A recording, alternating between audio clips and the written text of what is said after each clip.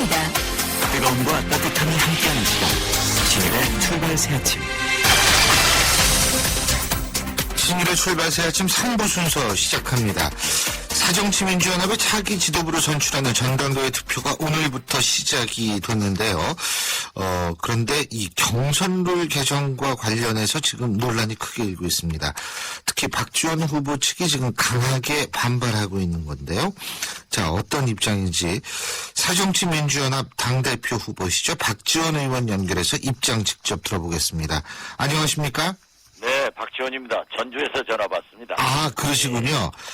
새벽에 도착했습니다. 아, 지금도 이제 그러면 선거운동 하시는 겁니까? 당연히 해야죠. 끝까지. 그렇죠. 오늘부터 권리당원 투표가 진행됩니다. 예. 어떻게 됐든 우리 권리당원들은 전화 받으시면은 꼭 투표해 주실 것을 간곡히 부탁 올립니다. 예. 근데요, 좀 이제 여쭤볼 것이 지금 쟁점이 그 국민 여론조사와 당원 여론조사. 이 국민 여론조사가 15%고 당원 여론조사가 10%죠. 그죠? 그렇습니다. 지금 여기인데, 이게 4번이 지금 지지 후보 없음 아마 이 문항이 들어간 모양이에요. 그렇죠? 네, 그렇습니다. 근데 지지 후보 없음이라고 문항이 들어갔는데 이걸 찍은 표를 무효표로 하느냐, 안 하느냐. 이게 지금 논란이었죠. 그렇습니다. 이 부분에 대해서 일단, 박 대표님의 의견은 어떤 겁니까? 모든 전당대회 룰은 전당대회 시작하기 전에 결정을 합니다. 예, 또 합의를 해서 하는 거지 예, 표결을 하는 경우는 없거든요. 음, 그리고 이번에 지지 후보 없음 이 규정은 대한민국 중앙선거관리위원회에서 여론조사를 할 때는 이렇게 지지 후보 없음을 명기화시켰습니다. 그래서 우리 당 전당대 준비위원회와 비상대책위원회에서 작년 12월 29일 예, 중앙선거관리위원회의 규정에 따라서 지지 후보 없음을 표기한다. 이렇게 결정해서 발표됐고 지금까지 우리는 이 룰에 의거해서 선거운동을 해왔습니다. 예, 그러다가 갑자기 문재인 후보가 대세론에서 박빙론으로 이제 박지원 후보가 앞선다. 이런 얘기를 하니까 2, 3일 전부터 이것을 모형화시키려고 노력을 했어요. 그런데 우리 당 선거관리위원회에서 그제 이것은 원한대로 해야지 안 된다 하고 오전에 발표까지 하고 기자분들에게 설명을 했습니다. 그런데 어제 갑자기 비상대책위원회와 전당대회 준비위원회를 열어서 이걸 뒤엎는 표결 처리를 했어요. 이건 노무현 대통령은 반칙 없는 세상을 만들겠다. 이렇게 말씀하셨는데 노무현 정신을 이어받은 문재인 후보가 정치력이 없는지 포용력이 없는지 왜 이런 일을 했을까? 투표 하루 전에 룰, 규정을 바꾸는 방법이 어디 있습니까? 이건 이미 100m 경주에 99m를 오늘까지 달려온 거예요. 이걸 바꿔버리면은 전당대회를 다시 시작합니까? 이거 또 투표 진행 중에 있다가 또 룰을 바꿀 수도 있잖아요. 그래서 저는 참 안단한 심정입니다. 예. 왜 안철수, 손학규 대표 그렇게 했는지 참 이해가 되네요. 근데, 왜 그러면 하루 전날에 전당대회 준비위원회가 이런 결정을 내렸을까요? 그건 문재인 후보에게 유리하니까 그렇게 결정을 한 거죠. 그래서 저는 분리 유리 이 문제가 아니라 원칙의 문제입니다. 이렇게 부당한 방법으로 당대표가 되고 또 당신이 바라는 대통령 후보가 돼서 당원과 국민의 지지를 받을 수 있을까? 저는 이것이 의심스러워요. 어떻게 투표 하루 전날 규정을 바꾸자 하는 발상을 할 수 있을까? 참으로 안타깝고 그지없습니다. 그렇다면은 근데 전당대회 준비위원회가 친노들로만 구성된 건 아니지 않습니까?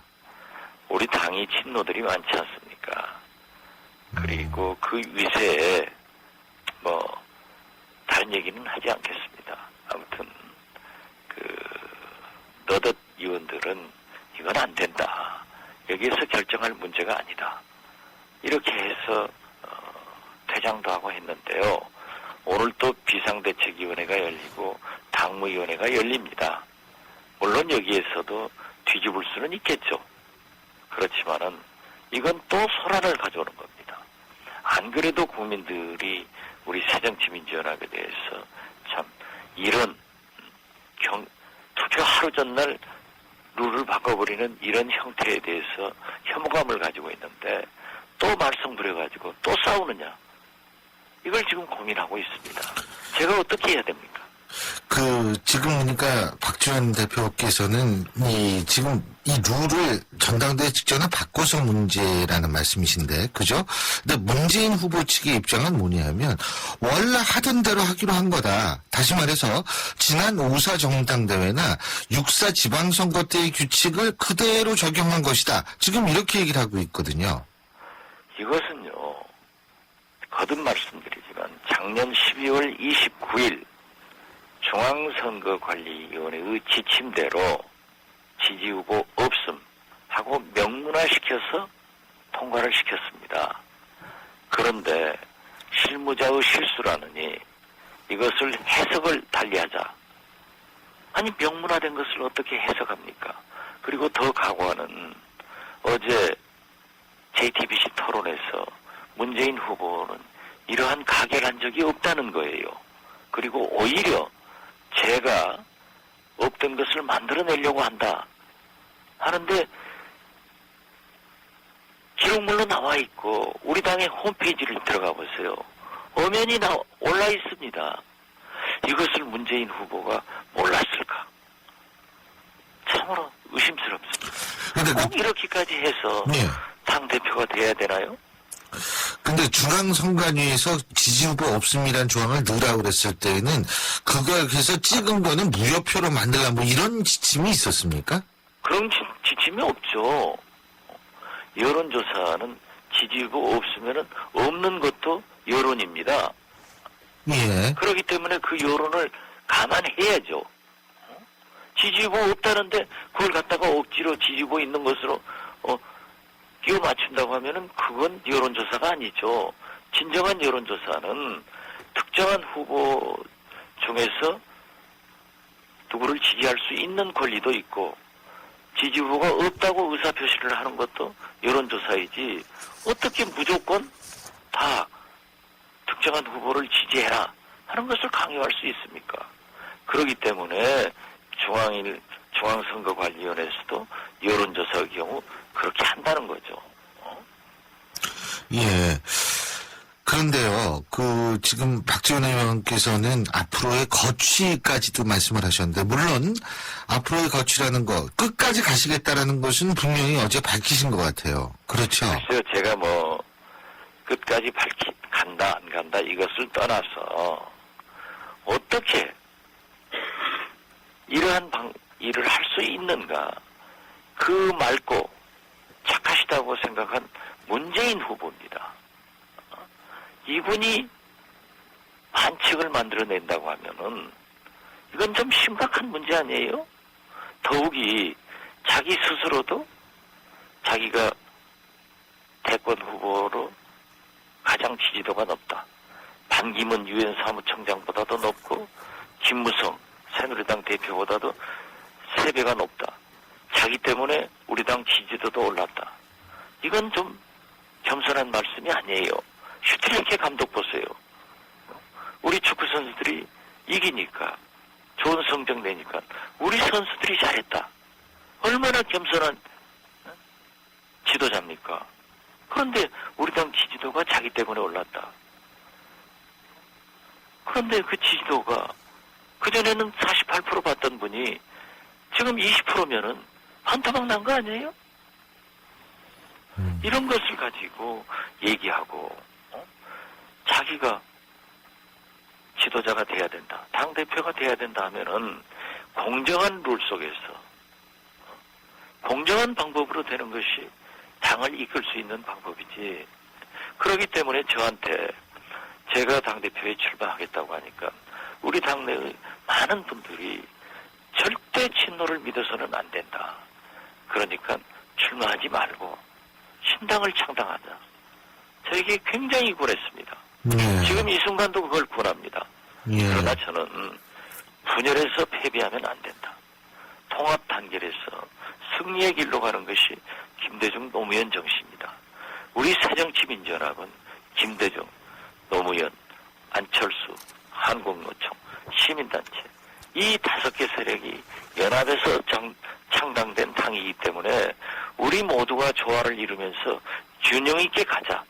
그래야만이 이길 수 있다는 건데 참으로 그분들의 말씀이 지금 이 순간 옳았다, 옳지 않다 이걸 생각하기 전에 너무나 적중한 거예요. 그래서 제가 여러 가지를 고민하고 있지만은 그러나 우리 당이 또 분열해서는 안 되지 않습니까? 저라도 촛불이 되어서 우리 당을 살리는 길로 가야겠다.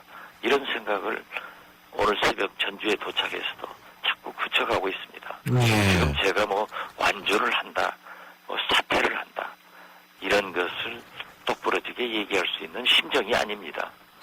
그러면은 그 심정이 아니시라면 지금 끝까지 안 갈 수도 있다라는 것을 포함하고 계신 거 아닙니까? 그렇게 포함시켜서는 안 되는 거죠. 여러 가지를 생각한다. 이 정도로 말씀드립니다. 여러 가지. 거기에 분당도 포함이 되겠네요. 나중에. 글쎄요. 그런 일이 있어서는 안 되기 때문에 예. 제가 고민을 하고 왜 문재인 후보가 그러한 정치력과 그러한 포용력을 가졌을까? 이걸 잘 생각하고 있습니다. 그렇다면은 대권 후보로서의 자질도 문제가 있다 이렇게 보시는 거예요? 글쎄요. 그분 스스로가 자기가 국민 속에서 대통령 후보로 가장 높은 지지도를 받고 있다. 이렇게 자랑스럽게 말씀하시면서 자기 때문에 우리 새정치민주연합의 지지도도 동반 상승했다. 이렇게 말씀하시는데 제가 같은 당에서 자질이 있다 없다. 이것은 국민들이 판단할 일입니다. 어떠한 경우에도 내일이 투표인데 오늘 룰을 바꿔버리는, 규정을 바꿔버리는 그것도 그 규정이 자기가 있는 걸 몰랐고 오히려 박지원이 그러한 것을 하려고 한다. 이렇게 덮어씌우기를 한다고 하면은 이건 어안이 벙벙했어요. 우리 당 홈페이지 작년 12월 29일 문건으로 남아 있습니다. 그리고 이 문건을 전부 기자들에게 저희들이 돌렸습니다. 우리 새정치민주연합을 출입하는 100여 명의 정치부 기자들이 이건 도저히 있을 수 없는 일이다. 이렇게 개탄을 하면서도 언론이 있는 그대로 보도는 좀 하기는 그렇잖아요. 참 한심합니다. 지금 어쨌든 어제 토론회 같은 경우에도 조금 비난을 많이 받는 여론이 있다라는 것도 아시죠? 잘 알고 있습니다. 예. 그런데 예. 그러한 것을 국민과 당원들에게 알리는 것도 제 의무입니다. 어떻게 공당에서 합법적으로 통과된 안을 명문화된 것을 해석한다고 바꿔버립니까? 그리고 그 자체를 부인하는 것은 더욱이 도덕성이 문제입니다. 예. 만약에 예. 그 문건이 존재하지 않고 의결이 안 됐다고 하면은 저 박지원이 책임지겠습니다. 거짓말했으면은 거기에 대한 책임을 누가 져야 됩니까? 아니 지금 신일 교수 생각해 보세요. 내일 투표가 있는데 오늘 규정을 바꿔버리는 나라가 있습니까? 그런 정당이 있습니까? 예. 이건 초등학교 반장 선거에도 이런 일은 없습니다. 예. 이게 상식적으로 용납이 됩니까? 예. 그렇다면은 지금 이제 이번 일요일, 2월 8일이 이번 일요일인데 이제 그 선거를 그 결과가 발표되지 않습니까? 이런 상황에서 어떤 결과가 나와도 그 결과에 흔쾌히 승복할 수 있다고 보십니까? 그렇기 때문에 저는 오늘부터 권리당원 투표가 시작되는데 전화를 받으시면은 이러한 내용을 잘 아시고 현명한 판단을 권리당원이나 당원들 그리고 국민들이 해달라고 호소를 할 뿐입니다. 예. 예, 그리고, 요건 조금 마지막으로 한 가지만 더 여쭙겠는데, 이건 선거에 관련된 얘기는 아니고요. 이명박 전 대통령의 회고록 문제인데요. 여기에 한미 FTA 쇠고기 협상에 관한 문제 여러 가지 얘기들이 쓰여 있습니다. 근데 저희가 오늘 김종훈 의원하고도 인터뷰를 했었는데, 이면 합의는 없었다. 이런 말씀을 하시더라고요. 그런데 이런 부분에 대한 회고록에 대한 평가 어떻게 보십니까? 글쎄요, 이명박 대통령께서 전직 대통령 회고록을 발간할 수 있습니다. 예. 그렇지만 이렇게 국민을 혼란스럽게 하고 외교 질서도 무너뜨리는 더욱이 이명박 대통령은 4대강이나 자원외교 비리를 지금 밝혀지고 있는 이때 자숙하시는 것이 필요하지 꼭 이런 회고록을 지금 출판해야 되는가. 그래서 저는 아직 출판이 이루어지지 않았다고 했기 때문에 좀 출판을 중지해라. 그렇게 하시면 안 된다. 이게 전직 대통령으로서 과연 하실 수 있는 일인가. 저는 그렇게 봅니다. 그리고 그 FTA 쇠고기 협상 이면 합의설에 대해서는 저는 잘 모릅니다. 그때 대북송금 특검으로 감옥에 있어서 그런 참여정부 내용은 잘 모르죠. 제가 답변할 그런 성격은 못 되고요. 예. 근데 어쨌든 지금 만일 2월 8일 날 당대표로 당선이 되신다라고 했을 때, 지금 김무성, 유승민 투톱 체제 어떻게 상대하기 좋은 파트너라고 생각하십니까? 지금 유승민 원내대표가 당선됨으로써 그분은 굉장히 경제 전문가로 바른 말을 잘 하시는 분이에요. 예. 그래서 우리가 할 말을 저는 그분이 할 것 같아요. 마치 지난번 대통령 선거 때 경제민주화, 복지 문제를 우리가 얘기했다가 박근혜 후보가 다 가져가서 활용해서 승리했잖아요. 예. 우리는 그러한 정치력이 굉장히 부족한 거예요. 예. 이번에 룰을 바꾸는 것도 예. 정치력 포용력이 없기 때문에 그런 일을 하는 겁니다. 그런데 잘 아시다시피 박근혜 대통령, 김무성 대표, 이완구 총리, 유승민 대표 노련한 정치인들입니다. 예. 무서운 분들입니다. 예. 이 4인방에 과연 누가 싸울 때 싸우고 할 말은 하고 협상을 해나갈 수 있을까? 이건 아무래도 검증되고 준비된 박지원이 더 낫지 않을까? 저는 감히 이렇게 말씀드리고 아무래도 문재인 후보가 당대표가 됐을 때 그렇게 해낼 수 있을까? 그런 차질에 대해서는 아마 우리 당원들도 국민들도 갸우뚱할 겁니다. 예. 2월 8일 얼마 남지 않았습니다. 끝까지 어떻게 잘 선전해 주시기 바라겠고요. 글쎄 끝까지 잘해야 되는데 또 룰을 바꿔버리니까 참 걱정이 됩니다. 예. 열심히 하겠습니다. 예, 잘 알겠습니다. 고맙습니다. 감사합니다. 지금까지 새정치민주연합 당대표 후보시죠? 새정치민주연합 박지원 의원이었습니다.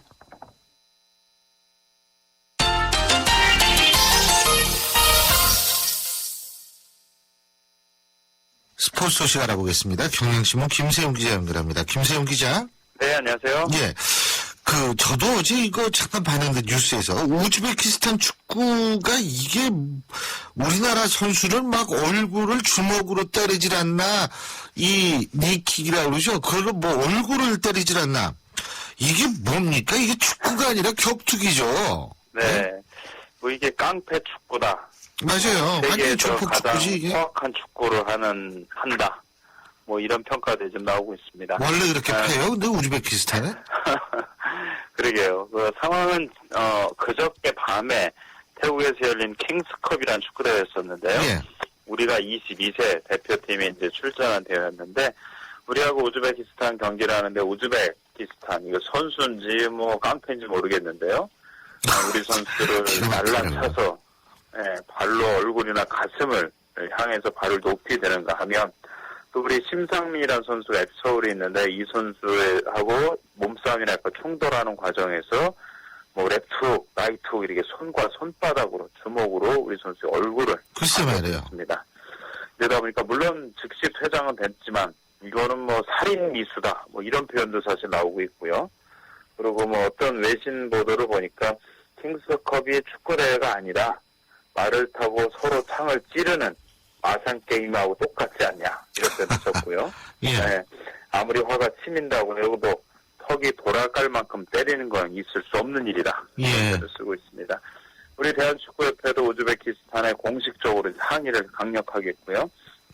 피파나 AFC도 이 화면이 지금 유튜브를 통해서 전 세계에 지금 퍼졌어요. 예. 그러면서 이제 추가적인 징계가 나올 게 이제 확실한데요. 이건 수사 대상이에요, 제가 볼 때.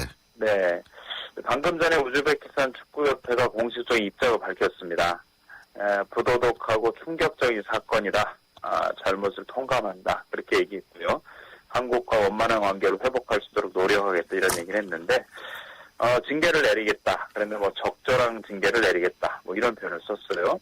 아마도 이 정도 된다고 하면 우즈베키스탄 축구협회 스스로가 선수를 아주 제가 보기에 한 1년 이상 자격을 정지시킬 정도로 아주 강력한 조치가 나오지 않으면 우즈베키스탄이 거꾸로 이제 욕을 더 먹을 수 있는 그런 상황입니다.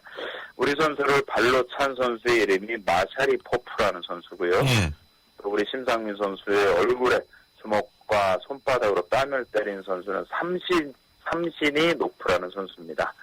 이 선수가 뭐 제가 보기엔 아주 축구판에서 몰아내고 싶지만 그래도 오랜 시간 동안 축구판에 보이지 않았으면 합니다. 우리가 이겼죠?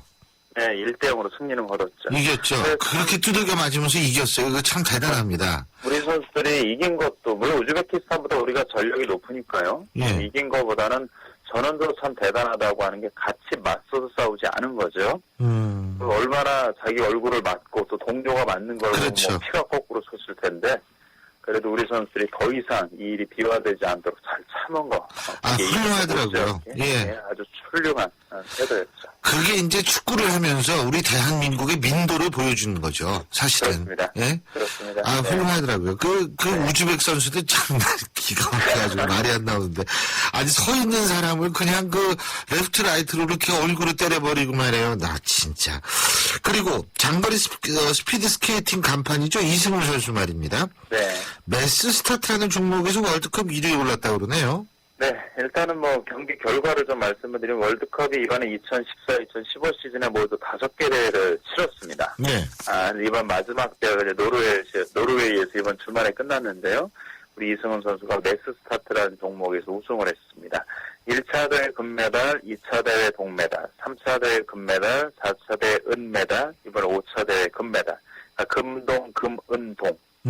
금동, 금, 은, 금 이런 순으로 따냈는데요. 예. 그러면서 종합 우승을 이제 차지했는데 매스 스타트를 좀 잠깐 설명을 해드리면 스피드 스케이팅 트랙은 400m 트랙이잖아요. 예. 그거를 모두 16바퀴를 돌게 됩니다. 그러면서 이제 단체로 한 20여 명 이상의 선수들이 단체로 출발을 해요. 그러면서 4바퀴 단위로 순위를 끊어서 점수를 보여야 합니다. 예. 4바퀴째, 8바퀴째, 12바퀴째 이때 돌 때는 1위 점수가 5점밖에 안 돼요.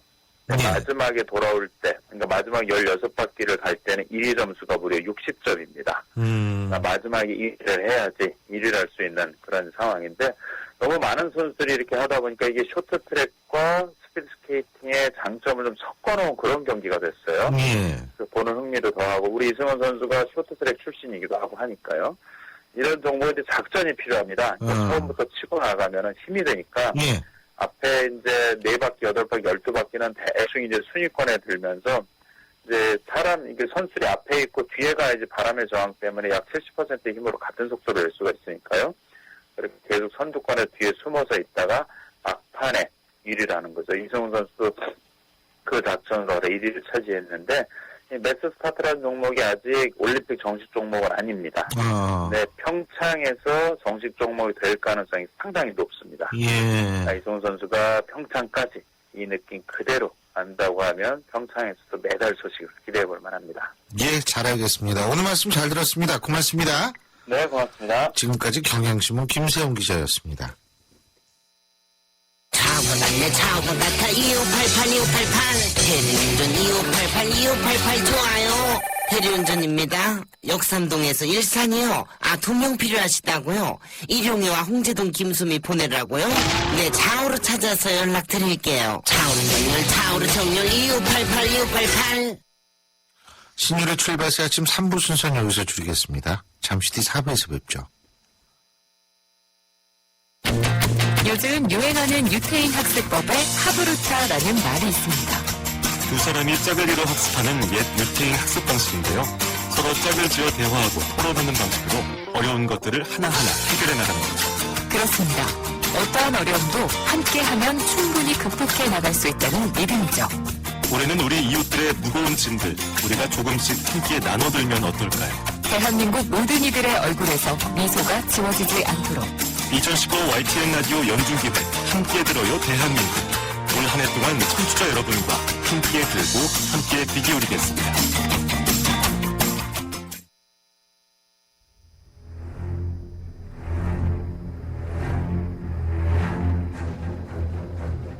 백형사의 사건의 재구성.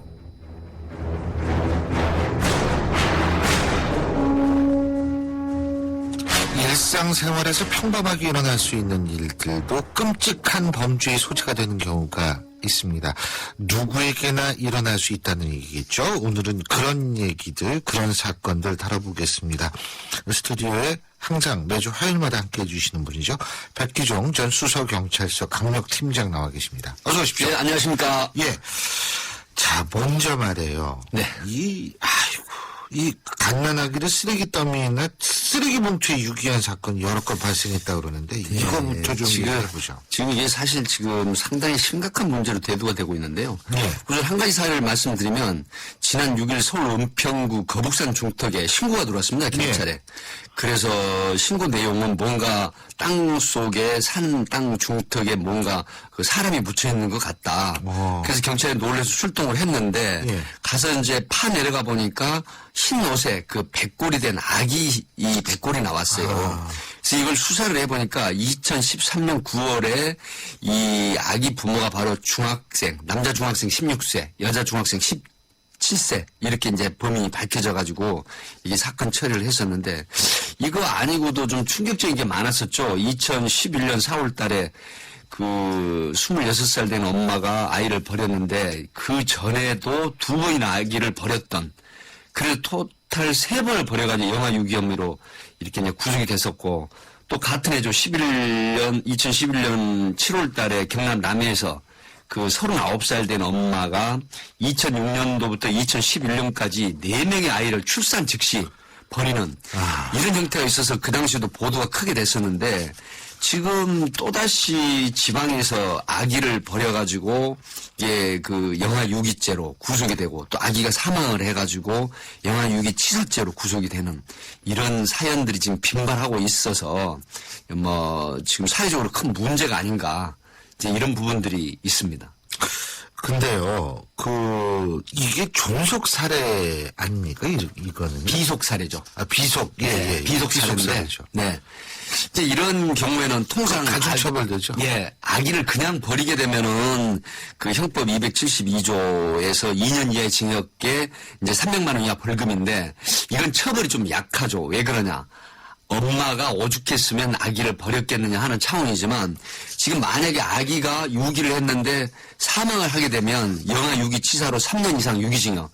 그리고 이제 그 아동복지법을 요즘 또 적용을 많이 해요. 그 영유아 유기 그래서 5년 이하 징역에 3천만 원 이하 벌금인데 사실상 이 아기를 버리는 데는 또 문제가 있습니다. 왜 그러냐면 2011년도에 보면은 미혼모 자녀가 1,452명, 2012년 1,048명이거든요.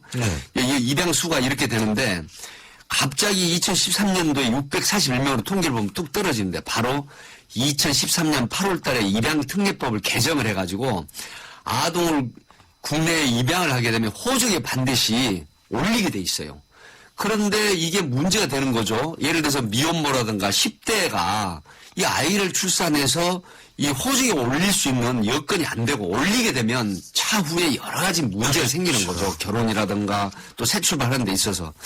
그래서 지금 그 아동 입양 수가 뚝 떨어지는데 백재현 새정연 의원이 지금 그 재개정 발의를 하긴 했습니다만은 아직까지 이게 지금 계류되어 있는 상태고. 그러니까 출생신고 없으면은 입양을 못 시킨다. 그러니까 호적을 올려야 된다 이런 그렇죠. 건데 그게 참 그건 진짜 현실성이 굉장히 떨어지네. 그렇습니다. 그래서 지금 이게 또 하나가 이제 그 뚜렷한 증거가 나오는 게 2012년 67건이던 그 베이비박스에 버린 아기 통계를 보면요. 네. 그런데 2013년에 갑자기 3배가 넘게 증가하죠. 208명. 2014년도 작년도 220명으로 늘었거든요. 근데 우리나라가 지금 약간 좀 망신스럽기도 하고 하는 게 이게 지금 미국에서 다큐멘터리로 제작이 됐어요. 더 드롭박스라 그래가지고. 그래서 3월 3일부터 미국 내에 700개 극장에서 개봉될 예정이라고 하는데 이게 시사회 때 길박수를 받았습니다. 미국 그 관계자들로부터. 예. 그런데 이제 이게 브라이언 아이비 감독이라고 우리나라에 이제 최초 이게 다큐멘터리를 만들게 된 게 그 LA 타임즈에서 한국의 그 베이비박스 예. 이런 걸 다뤘어요. 그래서 여기에 착안해서 2년 동안 이 다큐멘터리 제작을 해서 미국의 700개 극장에서 상영을 하는데 이게 어떻게 보면 또 약간 후진국형이 드러나는 민낯이 아닌가 싶어서 좀 걱정도 되지만 또 이런 걸 대책을 세우는 어떤 대안을 세우는 그렇죠. 그런 계기도 된다 그렇게 바람직하게 생각을 합니다. 그렇습니다. 그리고 이거는 조금 다른 사건인데 이 데이트 폭력 이거 아니 참나 이 왜 31살인가요 여성이? 그렇습니다. 남성은 48인데 예. 이 여성이 변심을 했다고 예 자동차로 들이받아서 저 문방구 안으로 자동차로 들이민 다음에 뭐 4번씩이나 전우진을 왔다 갔다 하면서 예 그 여자를 계속 몰아치고 이거 어떻게 된 겁니까? 굉장히 무섭습니다. 지금 포항에서 일어난 포항 남부서에서 취급한 사건인데요. 예. 문제는 나이 차이도 있지만 그 여성이 그만 만나자. 이렇게 이제 절교를 선언했다고 그래서 결국 보복 범죄를 한 건데요.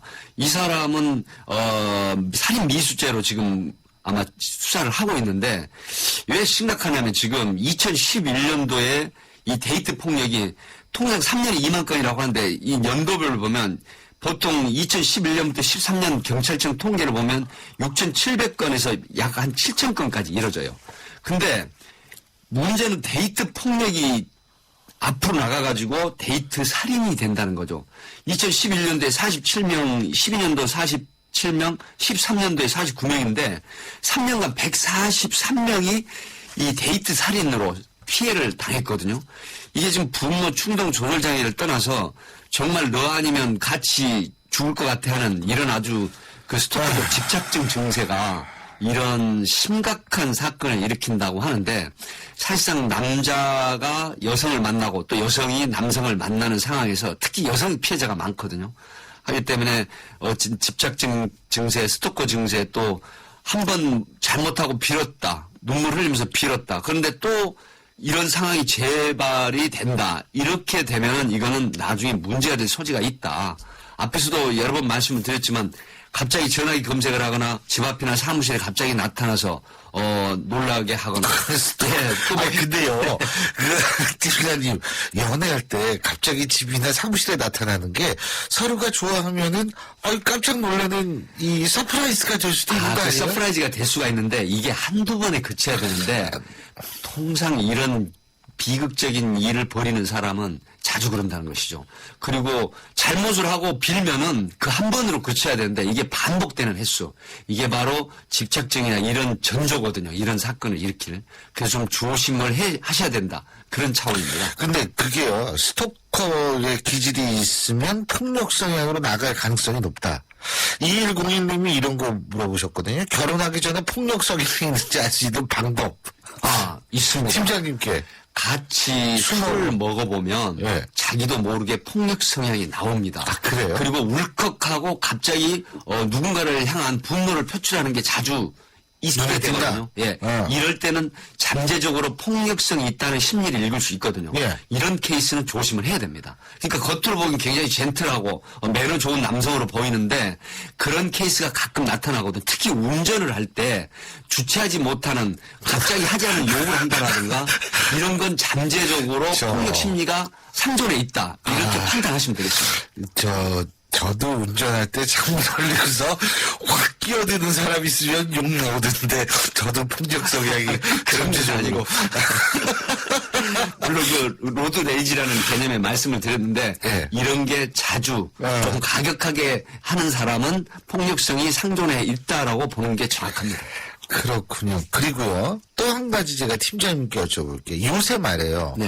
이거 지금 우리 그 왜 문방구 안에 문구점 안으로 자동차로 막 자기네 밀어붙이는 경우나 이게 대부분이 40대, 50대들이 문제를 일으키고 있어요. 네, 그렇습니다. 이유가 있나요? 네, 예전에 데이트 폭력이 10대에서 30대까지 있었는데 지금 점점 증가하는 추세가 40대, 50대로 치닫고 있거든요. 네. 이 문제는 쉽게 말하면 경제적인 빈곤이나 또 사회적인 불만이 결국은 내가 사랑하는 연인이라는 사람이 나를 떠난다거나 또 이 연인이 내 어떤 소유물이라는 그런 생각을 하고 있다가 내 곁을 떠난다, 내 소유를 떠난다고 할 때 그런 충동 조절, 분노 조절을 하지 못하고 결국 이런 일을 벌이는 거기 때문에 사실은 앞에 말씀을 드렸지만 그러한 심리를 깨닫게 되면 이런 분들하고는 사전적으로 예방을 하거나 빨리 헤어질 수 있는 방법을 찾는 게 우선이다.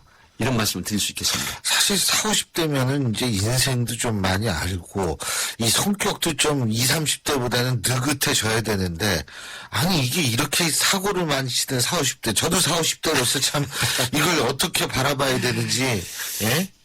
그렇습니다. 사회적으로. 그래서 지금 일각에서 이런 얘기가 있죠. 뭐 제가 학교 강의할 때도 그런 인용을 하는데, 우리나라가 성적 지향주의, 그러니까 인성교육 이게 굉장히 중요함에도 불구하고 인성교육은 뒷전이고 항상 성적 위주 이런 형태의 교육이 빨리 개선되지 않으면 이런 범죄나 이런 성향이 점점 더 확산된다. 이런 분석 보고가 있습니다. 그리고 0742님 이런 질문해 주셨어요. 데이트 폭력을 행하는 사람들은 가정 폭력으로 이어질 가능성이 크죠? 굉장히 큽니다. 김상훈이도 마찬가지 아니에요? 예, 김상훈도 그렇죠. 결국 김상훈이 얘기를 여기다 되면 안 되겠지만요. 문제는 사소한 폭력을 사전에 계속 인용을 하고 봐주게 되면 이게 나중에 커다란 폭력으로 되거든요. 그래서 조그마한 폭력이 일어났을 때 그걸 고칠 수 있는 방법, 고칠 수 있는 사람이면 되지만 그게 문제가 있다, 고칠 수 있는 사람이 안 된다라는 판단에 서면 가감에 헤어지거나 또 설령 가정폭력, 부부간이라 하더라도 사전적으로 경찰에 신고를 하거나 어떤 사전 조치를 하는 그런 게 필요하지. 그렇지 않으면 김상훈 사건이라든가 여러 가지 그 끔찍한 사건의 결말에 도달할 수도 있다. 그런 생각을 하셔야 되기 때문에 가정폭력이나 부부간의 데이트폭력, 연인폭력도 최초의 조그마한 폭력부터 시작을 하기 때문에 절대 그거를 처음부터 가감하게 그 노하고 거절하고 조치를 취할 수 있는 그런 예방책이 필요합니다. 그리고 요새는요, 이렇게 사귀다가 헤어질 때는 전화번호 바꾸고 집도 이사하고 예 그리고 모두 직장도 바꾸고 다 이런 다음에 공중전화 이용해서 전화를 해가지고 이별 통보를 하지 않으면 이게 어떻게 됩니까? 오죽하면 신유 교수님이 그런 말씀 하겠습니까만 이제 뭐 애드립으로 하시는 걸로 알아듣고요. 우선은 사전에 조금 조심하고 대화를 통해서 안 될 때는 재빨리 경찰에 신고하거나 아니면 상담을 통한 그런 조치를 하셔야 된다는 건 머릿속에 두시면 될 것 같습니다. 그렇군요. 예, 알겠습니다. 그리고 또 한 가지는 이제 밑장빼기 문제인데 이 밑장빼기라는 게 이게 뭐예요? 그러니까 이게 바로 이제 10만 원짜리 수표를 이게 제목을 붙이면 모자 사기 절도단이라고 저는 명명을 하고 싶어요. 모자요? 예, 모자 사기 절도단. 어. 61살 먹은 어머니랑 그다음에 아들 둘을 데리고 다니면서 이 절도를 하는데 수법이 이겁니다. 10만 원짜리 수표를 가게에 주고 뭐 4,000원에 6,000원짜리 사고 나머지 4,000원짜리 물건을 사면 96,000원 거스름을 주면 예. 재빨리 밑장 빼기. 그 도박에서 보통 카드를 사용할 때 타짜들이 사용하는 수법이거든요. 그래서 이 아들들도 그 상당히 그런 타짜 기술을 익힌 게 아닌가 의구심이 드는데 바로 3만 원 정도를 밑장 빼기 스타일로 빼서 훔치고 나머지를 돌려줍니다. 그리고 이 돈이 잔돈이 있다. 이렇게 하면서 10만 원을 수표를 돌려받는 것이죠. 이런 식으로 해가지고 지금 13회에 걸쳐서 했는데 경기 안양 동안경찰서에서 사건을 했죠. 근데 결국 잡고 보니까 한 사람은 바람을 잡고 한 사람은 밑장 빼기 하고 또 한 사람은 이 그 가게 점원이나 직원들 주변에서 바람을 잡으면서 역할을 하는 분담을 하죠. 이렇게 해가지고 사기 절도를 하는 걸로 밝혀져서 상당히 재밌기도 하지만 황당하기도 하고 참 먹고 살기 위해서 몸부림을 치는 안쓰러운 생각도 들지만 이런 범죄는 결국 해서는 안 된다는 생각이 듭니다. 당연하죠. 근데 그게 부모 입장에서 볼 때는요. 이게 사실 말이 됩니까? 이 부모 입장에서 볼 때는 어떻게 자식을 범죄에 끌어들이는 거 아니에요, 이게? 그렇습니다. 이게 61살 먹은 그 이제 참 어머니가 아들 둘을 같이 데리고 다니면서 뭐 먹고 살기 위한 방편이 이거 아니라도 얼마나 있는데. 이런 거 보셨어요? 예, 있습니다. 실제로 부부간에도 절도를 한다거나 형제간에 절도한다거나 이런 여러 가지 가족 범죄가 있는데 사실상은 굉장히 좀 윤리적인 차원에서는 굉장히 좀 비난받을 그런 범죄죠. 예, 그렇죠. 네. 그리고 뭐 이게 지금 밑장빼기 이게 그러니까 원래 있었던 수법이죠. 네, 그러니까. 원래 있었습니다. 그렇죠. 밑장 빼기가 최근에 이게 노출이 돼서 그런데 사실상 예전에도 아마 이런 형태 고액권 수표를 주고 그다음에 돌려받은 돈을 밑장 빼기 해서 그다음에 그 돈을 헤아려 보지 못하게 한 다음에 바람을 잡는 역할을 하는 사람들이 그리고 사라지고 그런데 문제는 이제 만약에 이게 눈치를 채거나 주인이나 점원이 눈치를 맞아요. 채거나 하면 들키면은 이 돈을 재빨리 또 떨어뜨립니다. 그래서 제가 돈을 떨어뜨렸다 이렇게 변명을 하고 돈을 집어서 돌려주는 수법으로 이런 식으로 했는데 결국 CCTV에 포착이 돼가지고 경기도 안양 동안경찰서에서 사건을 해서 구속을 합니다. 근데 이렇게 말해요. 자기 엄마하고 아들 둘이 범죄에 가담을 했을 경우에 여기서도 주범과 공범을 나눕니까? 그렇습니다. 중범을? 이제 예를 들어서 형제나 또 부모 자식이나 또 모자지간이라고 하면 예. 전체를 다 구속은 하지 않고요. 통상 주범인 어머니를 구속하거나 아니면 또 주범격인 아들이나 이런 사람을 구속하거나 이렇게 해서 가족을 세 사람이나 두 사람 다 구속은 대체로 하지 않습니다. 한 사람은 불구속하고 한 사람은 구속 수사하는 이런 형태로 하죠. 예. 그리고 또 한 가지는 이제 아까 밑장 빼기가 도박 수법이라고 말씀하셨는데 이 아들이 그러니까 밑장 빼기를 한 거예요? 엄마가 밑장 빼기? 아들이 한 겁니다. 아들이 한 예. 거예요. 돈을 거스름돈을 받으면 가방을 메고 있습니다. 그 가방 쪽으로 손을 가지고 가면서 세는 척하면서 밑장을 빼고 나머지 또 돌려주는 수법인데 절대 눈치를 못 채게 하는 것이죠. 그러니까 한 사람은 또 다른 물건을 고른 척하면서 이 주위를 산만하게 분산을 시키고 예. 또 한 사람은 거기에 아울러서 이것저것 꼬치꼬치 묻는단 말이죠. 예. 그러니까 그 사람은 쉽게 돈을 빼고 그다음에 거스름돈을 돌려받는 사람은 불과 이게 CCTV에 분석을 해보면 2초 만에 이루어지거든요. 예. 그렇기 때문에 그 돈을 그대로 돌려받은 걸로 생각을 하고 그대로 캐시박스에 집어넣는 것이죠. 이런 형태이기 때문에 계속해서 범죄를 할 수 있었고 예. 또 점원이 나중에 주인에게 오해를 받는 경우도 있었어요. 네가 돈 어디 빼돌렸지 이거죠. 그왜 시제돈이 왜 이렇게 부족하냐 해서 주인과 종업원 간에 또 싸우기도 하고 그걸로 또 신고도 되고 이런 부작용이 있었는데 전국에 계시는 시청자 자영업자분들께서는 어디에서나 이런 범죄가 있다 이런 걸 생각을 유념하시고 예. 혹시 10만 원짜리 수표나 고액권 수표를 두면 반드시 잘 유념해서 보고 피해 당하지 않도록 하셔야 될 것 같습니다. 8192님 도둑질도 유전되나요? 그 범죄가 유전이 되겠습니까? 예. 오늘 말씀 여기까지 듣겠습니다. 고맙습니다. 네, 감사합니다. 예, 지금까지 백기종 전 수서경찰서 강력팀장이었습니다. 해피 쉐리 뉴 이어 온 가족이 모이는 설 연휴. 쉐보레와 함께 기분 좋은 기상길 되시라고 2월 한 달 쉐보레를 구입하는 모든 분께 최대 120만 원의 풍성한 할인 혜택을 새해 선물로 드립니다. 전시장 및 홈페이지 참조, 일부 차종 제외. Chevrolet, find new roads. 3231님, 같은 당끼리 투표 끝나면 이런 상황이면 얼굴 볼 수 있겠습니까? 그만 헐뜯고 정정당당히 싸우시길 바랍니다. 이런 문자 보내주셨고요. 9298님, 문재인 인터뷰 듣고 싶습니다. 이런 문자 보내주셨는데요. 내일 문재인 후보의 인터뷰 그렇지 않아도 준비되어 있습니다. 자, 신일의 출발새 아침, 오늘 순서는 여기서 줄이고요. 저는 내일 아침 7시 15분에 여러분 다시 찾아뵙죠. 고맙습니다.